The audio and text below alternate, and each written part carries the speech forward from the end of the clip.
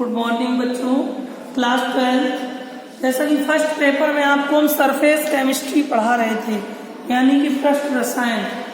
पृष्ठ रसायन में आप लोगों को हमने शायद उस दिन आपको पढ़ाया था अपोहन, स्कंदन, पेप्टीकरण।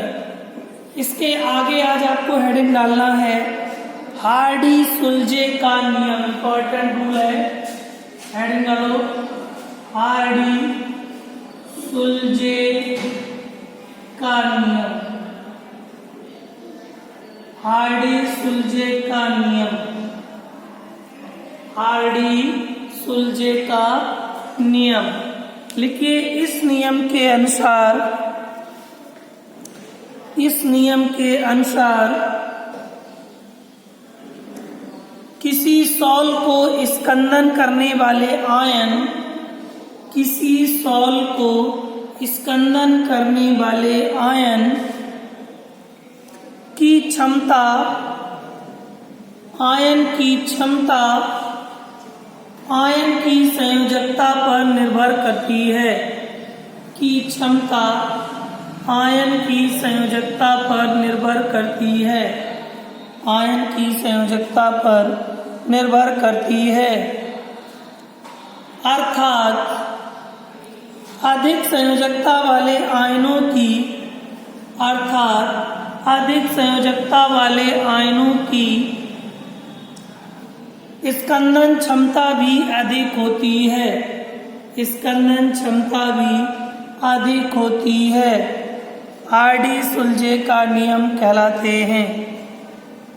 हार्डी सुलजे का नियम कहलाते हैं।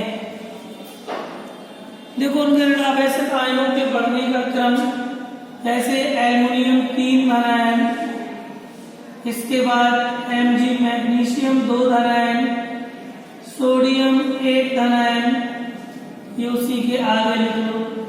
ये ऋणावेशक के बढ़ने का क्रम, घटने का क्रम इसी से ले लो, दूसरे से ऐसे भी Na 1 plus ion, Mg plus 2 ion, Al aluminium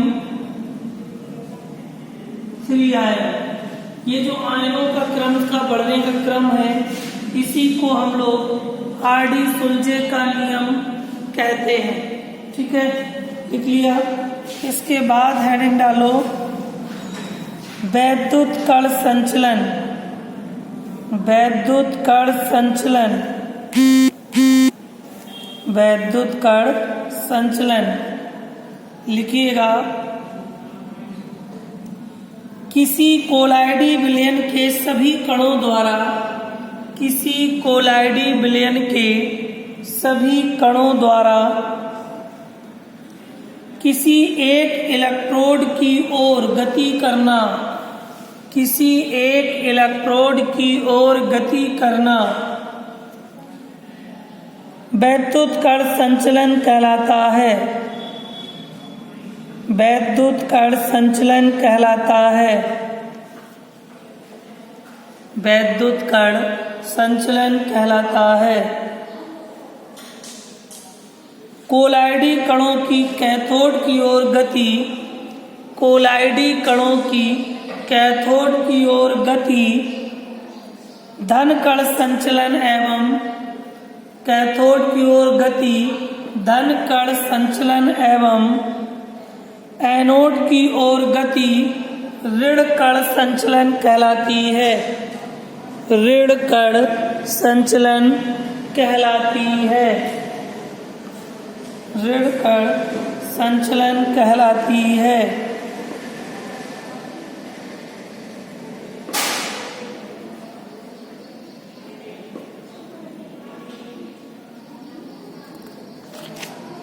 next heading लिखिए टिंडल प्रभाव। बहुत इंपॉर्टेंट है टिंडल प्रभाव।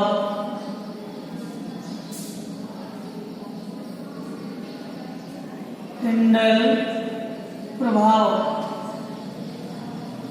लिखिए। टिंडल प्रभाव देखो, जब कोई कोलाइडी विलयन से, जब कोई किरण कोलाइडी विलयन में से तीव्र प्रकाश पुंज प्रवाहित करते हैं तो उसका कण दिखाई नहीं देता है। तो उसका कण दिखाई नहीं देता है तथा जब कोई कोलाइडी विलयन को वास्तविक विलयन में से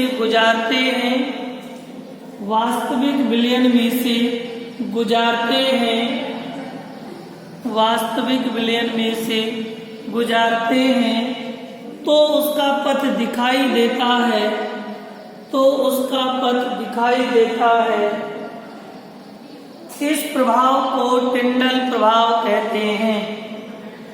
इस प्रभाव को टिंडल प्रभाव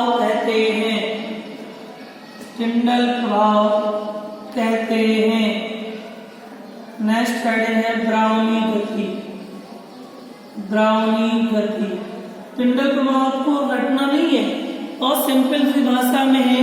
कहने का मतलब है जब कोई कोलाइडी कण द्वारा किसी प्रकाश किरण पुंज से गुजारा जाता है अंधेरे कमरे में तो उसका कोलाइडी कण दिखाई देता है, कोलाइडी पथ दिखाई देता है।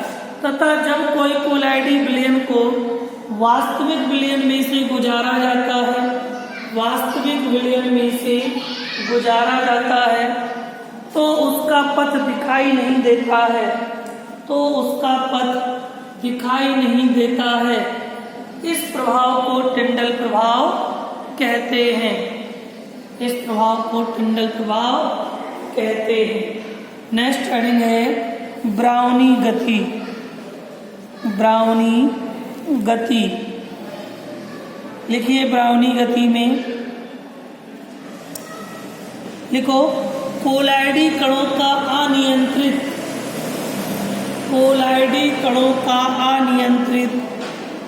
अधिशात्मक एवं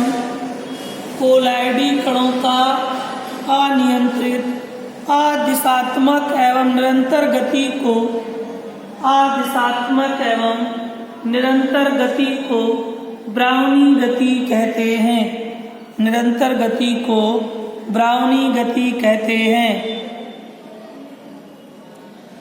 गति कहते हैं। इस गति के बारे में सर्वप्रथम रॉबर्ट ब्राउन ने देखा था कि जैसे जैसे कणों का आकार बढ़ता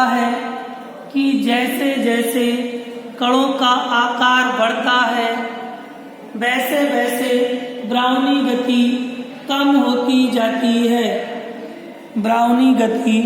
कम होती जाती है।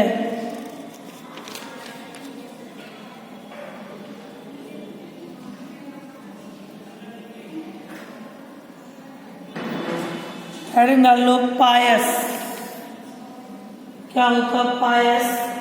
2-3 हेडिंग बची, चैप्टर आज फिनिश हो जाएगा आपका सरफेस केमिस्ट्री। पायस लिखिए। पायस में वे कोलाइडी निकाय जिनमें प्रक्षिप्त अवस्था और प्रक्षेपण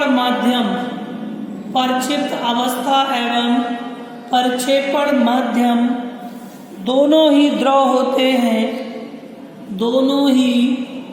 होते हैं पायस कहलाते हैं। द्रवों में एक जल में विलय होता है, दूसरा जल में अविलय होता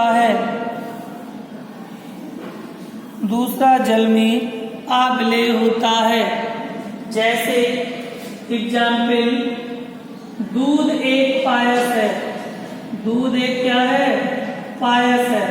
तो दूध एक पायस है, वाटर को हम किसमें घोल सकते हैं? पानी, मतलब दूध पानी में तो मिल जाएगा। ये हो गया जल में विलय। जैसा दूसरा मैंने लिया फैट, वसा। वसा भी एक पायस है, लेकिन ये जल में विलय नहीं होता। ठीक है, तो दूध एक पायस है जिसमें वसा के कण जल में वितरित रहते हैं, जल में वितरित रहते हैं। लिख सकते हैं पायस दो प्रकार के होते हैं, पायस दो प्रकार के होते हैं। नंबर 1 हेडिंग डालो, ऑयल इन वाटर, यानी तेल में पानी, oil in water, oil in water. पहला लिखिए, पायस दो प्रकार के होते हैं, ऑयल इन वाटर। देखिए इस प्रकार के पायस में, इस प्रकार के पायस में, इस प्रकार के पायस में तेल परिक्षिप्त अवस्था का कार्य करता है, तेल परिक्षिप्त अवस्था का कार्य करता है, तेल परिक्षिप्त अवस्था का कार्य करता है। जबकि इस प्रकार के पायस में जल परिक्षिप्त अवस्था का कार्य करता है, जबकि तेल परिक्षेपण अवस्था का कार्य करता है, जबकि तेल परिक्षेपण अवस्था का कार्य करता है। जैसे दूध, क्रीम आदि। पनीर भी पायस होता है, दूध, क्रीम आदि लिख लो। दूसरा लिख लो water in oil, water in oil. मतलब पायस दो प्रकार के होते हैं, एक तेल में जल और एक होता है पानी में तेल। ठीक है, तो वाटर इन ऑयल लिखिए। इस प्रकार के पायस में, इस प्रकार के पायस में जल परिक्षिप्त अवस्था का कार्य करता है, इस प्रकार के पायस में जल परिक्षिप्त अवस्था का कार्य करता है, जबकि तेल परिक्षेपण, जबकि तेल परिक्षेपण माध्यम का कार्य करता है, परिक्षेपण माध्यम का कार्य करता है, परिक्षेपण माध्यम का कार्य करता है।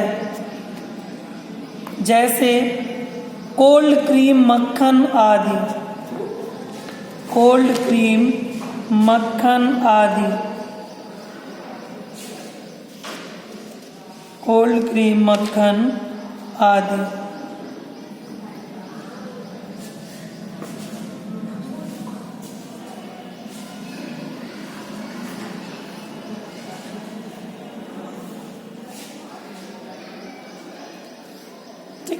एक दो क्वेश्चन इसमें और हैं जो नए हैं, कभी कभी पेपर पूछ देता है विद्युत लेपन क्या होता है, कहेंगे रबड़ का विद्युत लेपन।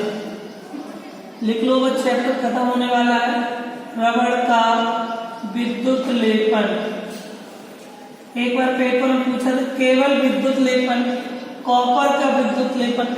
आजकल के जो नए सिक्के चल रहे हैं उसमें कॉपर का ही लेपन होता है, चाहे जितना उन्हें पानी में डाले रहो कभी जंग नहीं लगती है। और पहले लोहे के चलते थे तो पानी में डालते पुराने सिक्कों में जंग लग जाती थी। आजकल बिजली के जो वायर है, तार है, वो सब कॉपर के आ रहे हैं कि हजारों वर्ष तक पानी उन पर पड़ता रहे, तार पर कोई प्रभाव न पड़े। जो बिजली के केबल हैं वो सब कॉपर के हैं। आजकल नए नए स्टेशनों पर प्लेटफार्म पर देखो, जो पहले लोहे के खंभे थे वो सिल्वर कलर के पुत रहे हैं। उसमें क्या होता है, जो सिल्वर कलर पोतते हैं कि उसमें कई सालों तक न तो जंग लगती है और न उसमें जल अवशोषित होती है, और विद्युत के बहुत अच्छे सुचालक होते हैं। क्वेश्चन कभी पूछा जा सकता है कि विद्युत ऐसी कौन सी धातु है जो विद्युत की सबसे अच्छी चालक है, तो आपको ध्यान रखना है चांदी। जो चांदी होती है वो विद्युत की सबसे अच्छी ऊष्मा होती है, सबसे तेज करंट फ्लो दौड़ता है चांदी में, जो विद्युत ऊष्मा का सुचालक होता है चांदी। हेडिंग रबड़ का विद्युत लेपन लिख लीजिए। रबड़ के विद्युत लेपन में, रबड़ एक पायस है, रबड़ एक पायस है जिसमें रबड़ के कोलाइडी कण ऋण आवेशित होते हैं। रबड़ के कोलाइडी कण ऋण आवेशित होते हैं। जिस पदार्थ का रबड़ का लेपन करना होता है, जिस पदार्थ में रबड़ का लेपन करना होता है, जिस पदार्थ में रबड़ का लेपन करना होता है, उसका एनोड बना लेते हैं, उसका एनोड बना लेते हैं। विद्युत प्रवाहित करने पर रबड़ के ऋणावेशित कण, विद्युत प्रवाहित करने पर रबड़ के ऋणावेशित कण एनोड पर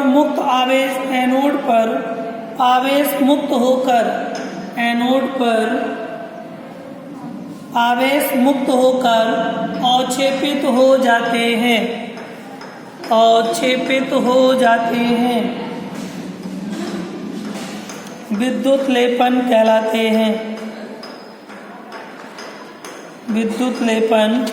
कहलाते हैं। इस तरह से आपका सरफेस केमिस्ट्री चैप्टर पूरा कंप्लीट होता है। कल आपको नया चैप्टर पढ़ाएंगे और आपको मालूम है शायद फर्स्ट पेपर के सिलेबस में आपका 6वां लेसन जो है तत्वों के निष्कर्षण के सिद्धांत एवं प्रक्रम, ये आपके इस बार सिलेबस से हटा दिया गया है। बड़ा चैप्टर है, लगभग 1 हफ्ते का चैप्टर था, इम्पोर्टेंट है। लेकिन इस चैप्टर से आपको 2-3 क्वेश्चन हम बताएंगे इम्पोर्टेंट कल नेक्स्ट वीडियो में। जैसे आयस को पूछ सकता है, क्योंकि आयस इंटर का बात नहीं, आयस का आपका फर्स्ट ईयर में भी है और हाई स्कूल में भी है। कॉपर के आयस, सिल्वर के, केवल आयस के बारे में बता के कल एक वीडियो आयस पे बना देंगे। जबकि ये चैप्टर आपके एग्जाम में आना नहीं है, इसके बाद वाले चैप्टर से आपको पढ़ाएंगे। ये इस बार आपकी सारी भट्टियाँ और ये सब हटा दिया गया। फिर इसके बाद आपको पी ब्लॉक तक स्टार्ट हो जाएगा। ठीक है, आप लोग पढ़ते रहिए, जहाँ ना समझ में आप पूछ सकते हैं। ठीक है, अब मिलते हैं कल नेक्स्ट वीडियो में। धन्यवाद।